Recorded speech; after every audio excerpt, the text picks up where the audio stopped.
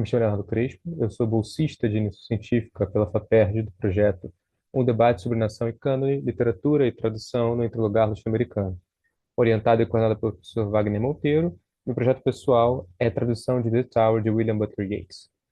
Os objetivos do projeto são pensar as questões de cânone e nação, questões próprias do valor e do comparatismo contemporâneo, questões de valoração no comparatismo contemporâneo, a partir da tradução. E isso significa que, a partir da prática de tradução, a partir da tradução de textos, determinadas reflexões, isso que se chama teoria, não é? Determinadas reflexões ganham força e ganham complexidade. Então, a partir da tradução do livro do Yeats, a ideia do meu projeto é refletir sobre as ideias de nação, cânone e valor, circulação, esses aspectos próprios do comparatismo e muito em voga nos estudos literários contemporâneos. O livro The Tower é interessante para pensar isso tudo, porque é um livro que o Yeats escreve logo após ganhar o Nobel. O Yeats ganhou o Nobel em 23, e 5 anos depois, esse é o próximo livro de poemas que o Yeats publica. É um livro que tem circulação, ele foi traduzido em 2002 pela editora Verdier, pelo Jean-Yves Masson, na França. Na Espanha, o, a Aliança Editorial, em 25, esse ano, publicou o livro com uma tradução do Andrés Catalán.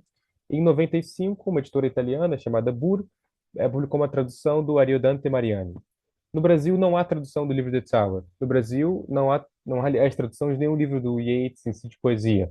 Há duas antologias. Há uma antologia pela editora Arte, com tradução do Péricles Eugênio da Silva Ramos, em 1987, e há uma em 1992, com tradução do Paulo Visioli para a Companhia das Letras.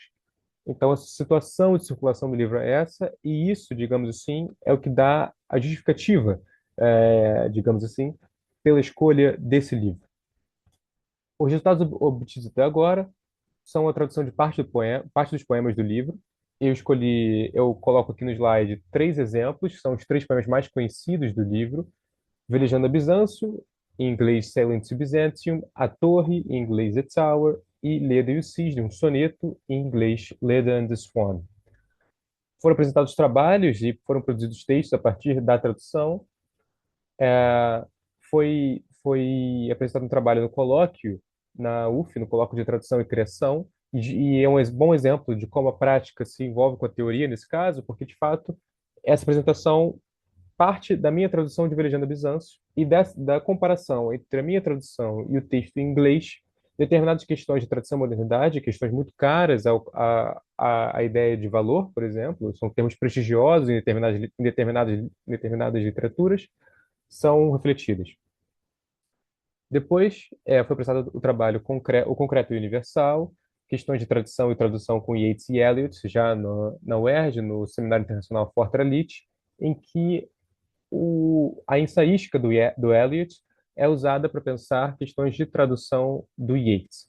É, o Eliot e Yeats têm uma relação próxima, uma relação interessante, e essas questões de qual tradução se fala, por exemplo, né, uma questão muito própria, a ideia de canonização, como isso se articula à tradução do Yeats. E um capítulo de livro foi publicado, O Concreto Universal, Questões de Tradição e Tradução. Ele é um texto escrito a partir da apresentação de trabalho, mas ele tem um caráter mais teórico. Então, o Eliot perde um pouco de força. É evidente que a ideia de tradução do Eliot ainda está no trabalho, mas o texto privilegia as questões interpretativas, ou seja, como o tradutor lida com o cânone enquanto intérprete desses textos. Esses foram os resultados obtidos até agora do projeto. As questões